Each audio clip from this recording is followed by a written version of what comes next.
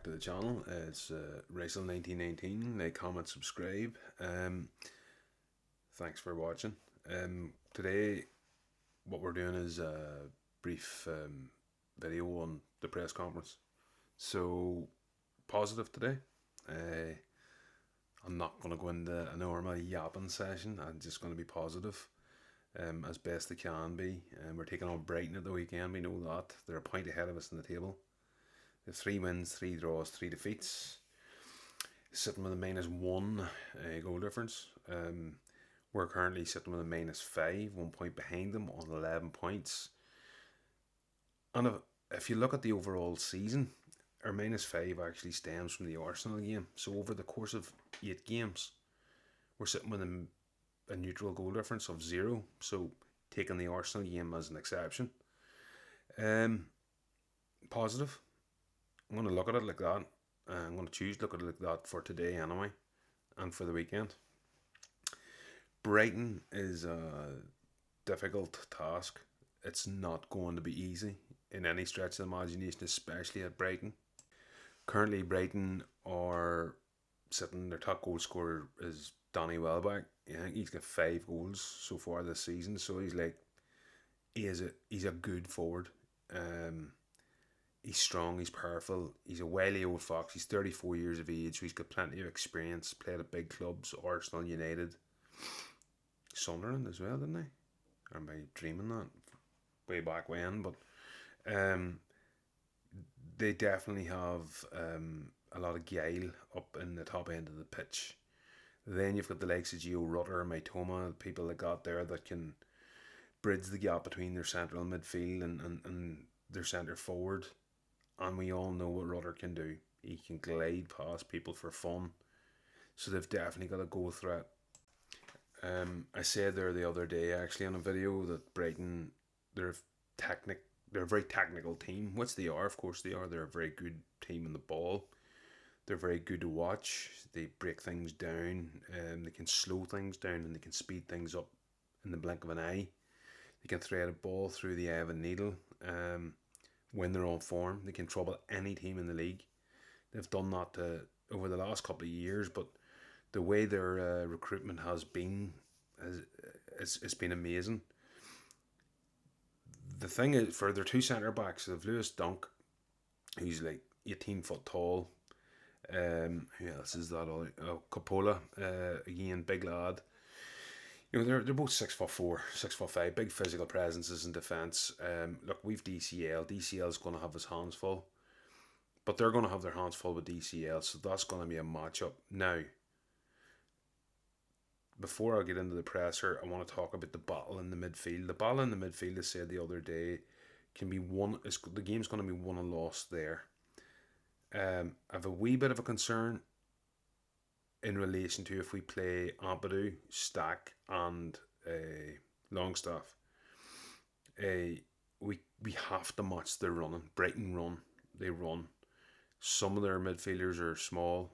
They have a couple of big lads, but they're all good in the ball. They're quality players. We've got ball players too with physicality in there, and I think we can more than match them. But we can't afford Stack to have a game like he had against a couple of games ago before the West Ham game. Went out of my head, but we can't afford Stack to basically stop running. It just can't happen. We have Burnley. How can I forget that? We cannot let that happen. We can't be overrunning the midfield in any way against Brighton, because the pace they can break at can be frightening. They have ability in that midfield.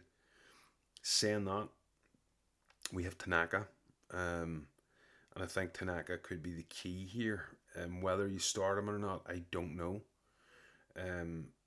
Farke was very full of praise for Tanaka today in the press conference, which I was more than happy with.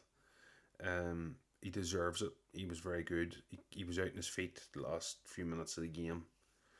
Before today, Farke took him off there the last game, which I think was too late, but he still took him off against West Ham. And he's full of praise for him because he's humble. And Tanaka has said himself he has to improve to play at the highest level. So I don't know whether he plays Tanaka. I don't really mind either way because he can understand if he goes for the three bigger men like Amadou, Stack, and Longstaff. He's looking at physicality and the defensive sort of solidity, and then maybe get one of them boys going forward. Hopefully not Amadou, but get one of them boys going forward to support the attack. Um, and I think Tanaka can do that, better than anyone, to be fair. He isn't the physical presence, but he's got the technical capability of probably one of the best, in my opinion, sort of midfield, sort of attacking midfielders who also can float in around the 6 and the 4 and be so comfortable on the ball. I never feel uncomfortable whenever he's playing or whenever I watch him. Everything seems done with composure. Everything seems done with a purpose. I love watching him. He just glides around the pitch. He's such a brilliant player to watch. Their midfield, you're talking Bileba, your boy Vefer, Ayari, there's Ayari, Gomez. Then you've got Jimmy Joe Milner. But then you've the likes of their wingers. You've got Maitoma, as I said. You've Minta. You've got Rutter. They've got loads of high quality players. Saying that, after bigging them up for a few minutes there, that's all I'm going to do. Because I'll tell you what, the biggest positive that came out of that presser today was the fact that not only is it Daniel Farke's birthday, the biggest positive that came out of the presser today is that he said no injuries, no illnesses, everybody's ready for the game. I think that's maybe the first time this season that I feel happy, like genuinely, like thank God we have a real opportunity here. And it's against a tough team. I think Daniel Farke looks at this and he goes, we have Okafor on the left. He starts all day long. He's the best midfielder, attacking wide player that we have at the club by a long way. It gives us options from the bench as well. It's huge because if you start, he said Dan James and Willie are both ready to go. Minutes, a lot of minutes or many minutes can be given to Dan James, which means ultimately him and Willie are ready to go. I think we don't start either. I think we start Brendan because, let's be honest, Brendan against West is a different animal. Brighton's a different animal. But Brendan against West Ham, I think you'd be hard pushed if you believe Farke is going to drop Brendan Aronson after that performance. I'd probably say you need a head examining. Now, that doesn't mean I would start Brendan, but I believe Farke does. I think what happens is Brendan goes to the right, we'll go forward to the left. I think DCL up front, and then Dan comes on for Brendan, maybe 25 minutes to go, and then possibly Willie comes on for Okafor. They're straight swaps, and that's a damn sight better than putting Jack and Brendan on and starting them two, because going forward it gives us nothing. Massive positive as well. Look, Goodmunson was just a bruise, and he's back and he's fit. So if Okafor does start, I think Brighton's going to be concerned on our left hand side's brilliant. Let's be honest. They're mobile, they're quick. They both love getting the ball in the box. They love taking on their man, especially Okafor, whether he jinks left or cuts inside or whips the ball in or he has a shot. He can go on both feet. He's tall. He's 6'1" for a winger's tall. He's built like a tank. Then you've Brendan on the other wing. If we get the Brendan that made the run, Maradona-esque run through the heart of the West Ham midfield at Ellen Road last week, I think Brendan can cause them problems, because I don't think Brendan knows what he's doing or what his feet are doing. Never mind Brighton trying to understand what Brendan's feet are doing. So he can cause them problems. Now, saying that, if Brendan starts and he has a crap game, I call him out, as I do. I am not massively a fan of Brendan Aronson. I wouldn't start him in a heartbeat. If Willie Notto's fit or if Dan James is fit, I would start both of them ahead of him. But the reason why I talk about Brendan is because number one, his performance against West Ham was top drawer when we needed him most. Because let's be honest, we were struggling for weeks there with a lack of bodies. And the other side of that is I don't think Farke drops him because he's his love child. It seems to be that way. He's an ever reliable for Daniel Farke. Let's put it like that. That's probably more gracious. From a defensive perspective as well, with Perry starts in nets, there's levels of spoke about this before. There's levels to the game, and I think Perry's a level above Carl Darlow, so I don't think Darlow gets a look in. Bogle, obviously, I think he's one of the best right backs in the league. Bias Leeds hat on me, but I think the man's a 5 million. It baffles me. It baffles me looking at him. He's 5 million quid. 5 million quid be spent on that man. He's got to be a 25 to 30 million pound player now. Like he's got to be. His engine. He's never ill. He's never injured. He's never really. He's not an issue in the changing room. Obviously, he's a favourite of the club, the fans. He's an ever present player who contributes in every attack and movement, and he's always there defensively. He's a complete right back. Now, well, can he do it at the top level of the Premier League? I personally think he can in the right team. Not that I care. I don't care about those people. What I'm saying is I think we've got probably the best right back in the bottom half of the league. 100%. And I think we've got one of the best left backs in the bottom half of the league in Gudmundsson.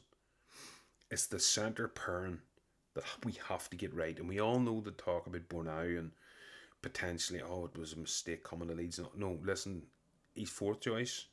Let's be honest. Bijol was third choice because Strike started the season, whether we like it or not. It was him and Rodon. I think Bijol is now taken over Strike. There's just levels to the game. It's the same as Perry and Darlow. There's levels to the game.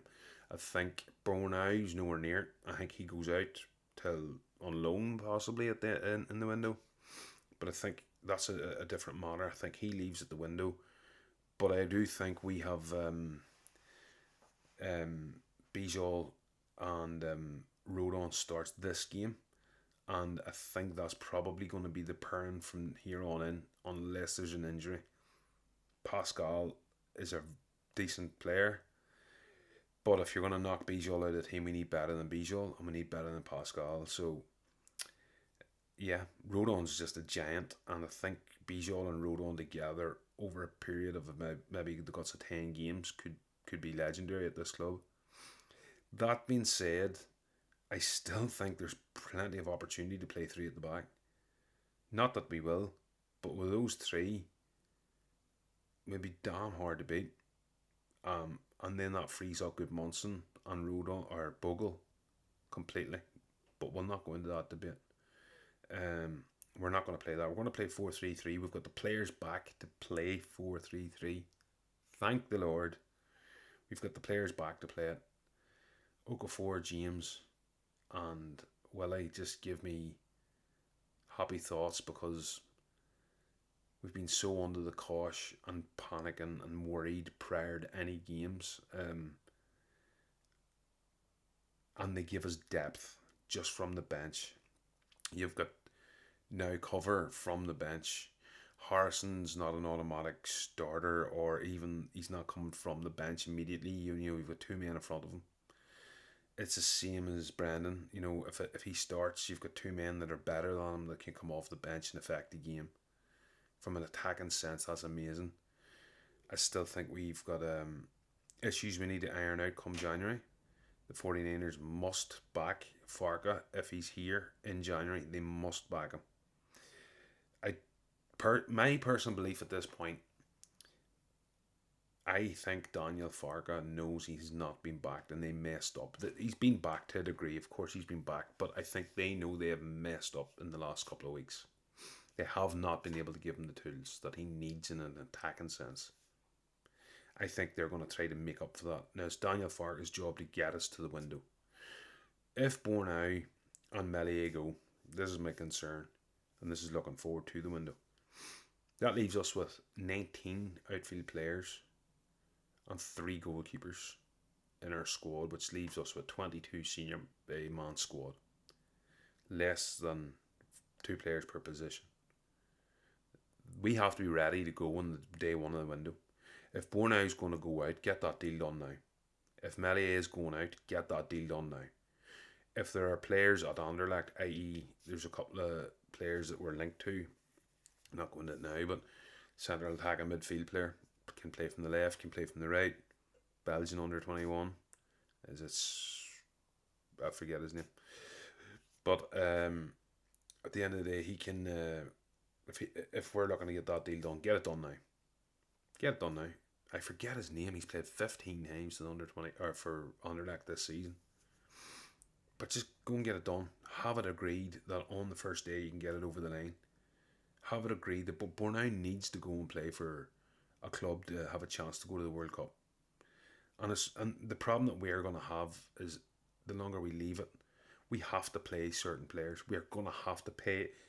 The 49ers are going to have to listen to this as well. The 49ers are going to have to put money down on players.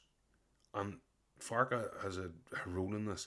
Players are only going to come to Leeds if we're in a decent position, number one. Number two, if they're going to play football, because a lot of the players that are going to be moving club will be moving club because of the World Cup, because they want to break into the international scene. They're not going to come to sit on Leeds' bench. They're not going to. We're not going to sign a midfielder if we're not going to play an attacking midfielder or a 10. We're not going to sign a right winger if he's not going to get on over Brendan Aronson. So there's a lot of internal politics needs to happen prior to the first day of the window. As much as I don't have any faith in the 49ers, I think the fact that the ballsed up the last 2 weeks of the last window, they have to go all guns blazing for this. 3 players, in my opinion, we just need 3 players. If you let the 2 go that we talked about, Borna and Melier, keepers are fine. We're fine with keepers. We need 3 attacking players. I'd be happy enough. Ampadu can, it's not ideal, but Ampadu can drop in as a 4th choice centre back if absolutely required.